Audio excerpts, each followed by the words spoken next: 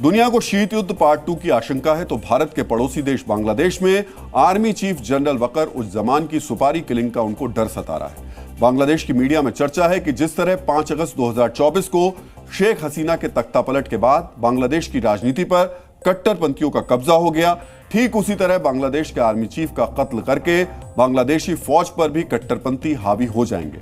अपने army chief को लेकर बांग्लादेशी मीडिया क्या कह रही है, ये आपके लिए सुनना और समझना बेहद जरूरी है। माने এই বিদেশ থেকে আনা লোকটা কে? খলিলুর রহমান। তার মানে গত কদিন ধরে আমরা যে শুনছিলাম ডক্টর ইউনুস সেনাপ্রধান ওয়াকারুজ্জামানকে সরিয়ে দিয়ে আসলে চাইছেন principal staff officer lieutenant general Kamrul হাসানকে সেনাপ্রধান হিসেবে নিয়োগ দিতে। दरअसल शेख हसीना के तख्तापलट के बाद से ही जनरल वकार उज़्ज़मान और मोहम्मद यूनुस के बीच तल्खी की खबरें सामने आती रही हैं। कहा तो यह भी गया कि आर्मी चीफ ने ही शेख हसीना को बांग्लादेश से सुरक्षित निकालने में मदद की थी।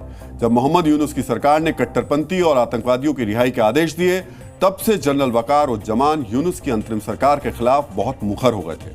आप भी बांग्लादेशी आर्मी चीफ का वो बयान देखिए ताकि आपको पता चल सके कि अगर बांग्लादेश में यूनुस के कट्टरपंथ का कोई विरोध कर रहा है तो वो बांग्लादेश के आर्मी चीफ ही है। मार्च के महीने में बांग्लादेश के आर्मी चीफ ने बयान दिया था कि देश में कट्टरपंथी जिस तरीके से खुलेआम घूम रहे हैं उससे किसी बड़े आतंकी हमले की आशंका बढ़ गई है। अप्रैल के महीने में जनरल वकार उज़्ज़मान ने म्यांमार और बांग्लादेश के बीच रखाइन कॉरिडोर बनाने का विरोध किया था और अब जनरल वकार उज़्ज़मान ने कहा है कि बांग्लादेश में लोकतंत्र बचाए रखने के लिए जल्द से जल्द चुनाव कराए जाने चाहिए। बांग्लादेश के आर्मी चीफ ने चुनाव को लेकर के जो बयान दिया है वो सीधे तौर पर मोहम्मद यूनुस को चुनौती है, क्योंकि पिछले 1 साल के दौरान मोहम्मद यूनुस लगातार चुनाव टालने की कोशिशें करते रहे हैं। अब हम आपको वो क्रोनोलॉजी दिखा रहे हैं जो बताएगी कि अगर यूनुस को किसी का डर है तो वो सिर्फ जनता के मत यानी आम चुनाव का है। शेख हसीना के तख्तापलट के बाद यूनुस ने ऐलान किया था कि हालात सुधरते ही आम चुनाव कराए जाएंगे, लेकिन 2024 में चुनाव नहीं हुए। नवंबर 2024 में यूनुस के सलाहकारों ने कहा कि जनवरी में आम चुनाव की तारीखों का ऐलान किया जाएगा, लेकिन चुनाव की तारीखों का ऐलान नहीं किया गया। जनवरी 2025 में चुनाव यूनुस से जुड़े कथित छात्र नेताओं ने एक नई पार्टी का ऐलान कर दिया, जिससे इशारा मिला कि जल्द चुनाव होने वाले हैं, लेकिन चुनाव को लेकर कोई आधिकारिक घोषणा नहीं की गई।